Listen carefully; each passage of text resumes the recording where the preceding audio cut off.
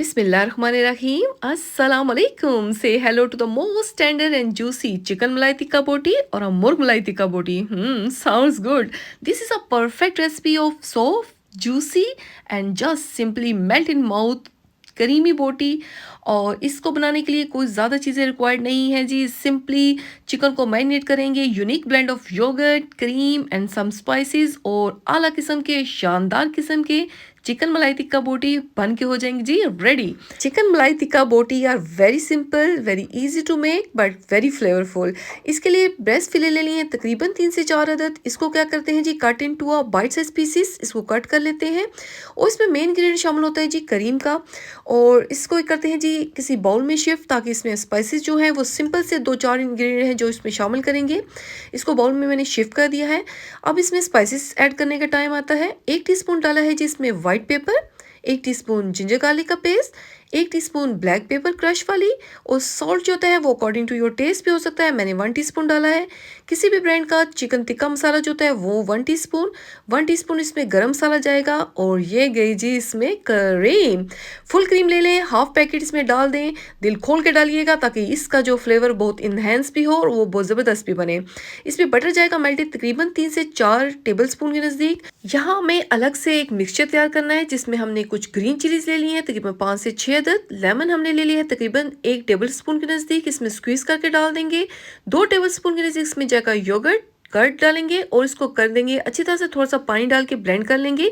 अब ये ब्लेंड जो किया हुआ मिक्सचर है ये इसमें हम लोग शामिल करते हैं।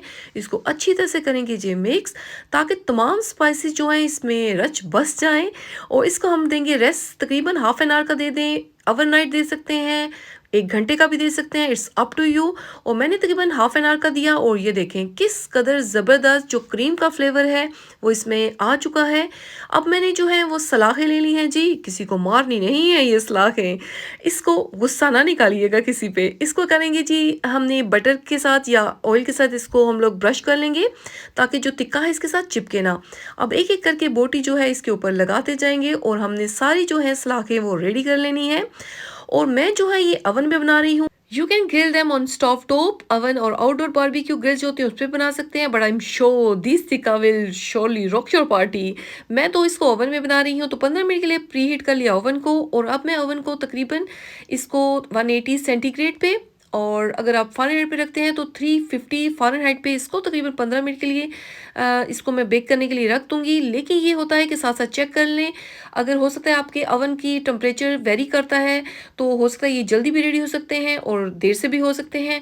आफ्टर 15 मिनट इसको मैं 3 से 4 मिनट के लिए ग्रिल के ऊपर रखूँगी ताकि इसकी ग्रिल जो ऑन होगी, ये देखिए ग्रिल ऑन है, ताकि इस पर थोड़ा सा हल्का सा अच्छा सा कलर आ जाए। और ये देखें अमेजिंग किस्म के, ओए होए क्या खुशबू है जी, ज़बरदस्त किस्म के मलाई टिक्का, जूसी मलाई टिक्का बोटी इज़ गोइंग टू सर्व। और सबसे पहले इसको मैं खाऊंगी जी। और ये रेडी हो चुके हैं और देखें किस कदर अमेजिंग इनकी लुक आई है। और बिलीव मी ये अंदर तक उसी तरह टेंडर और जूसी ही रहेंगे, ये बिल्कुल ड्राई नहीं होंगे। और जो लोगों को अक्सर ये कंप्लेन होती है कि उनके जो होते हैं टिक्का अंदर से ड्राई रहते हैं, ये बिल्कुल ड्राई नहीं होंगे। एज जैसे मैंने रेसिपी बताई इसको फॉलो करते जाएं, बिलीव मी आपके टिक्के बहुत ही ज़बरदस्त, मलाई टिक्का बोटी ज़बरदस्त एक्सीलेंट बनने वाली है। It looks so appealing and inviting, don't you agree? देखें किस कदर स्टीम निकलती हुई इसमें बहुत ही अपीलिंग लग रही है, बहुत ही एपेटाइजिंग लग रही है, घर में ज़रूर बनेगा। और अब है टाइम जी टेस्टिंग का। ये देखें यम किस्म के टिक्का रेडी हो चुके हैं और ये बहुत ही शानदार बने हैं, घर में ज़रूर बनेगा। और feel free to contact with me, मेरे कमेंट सेक्शन में आके पूछ सकते हैं। मज़ीद किसी अच्छी रेसिपी के साथ हाजिर होती हूँ। टिल देन अल्लाह हाफिज़।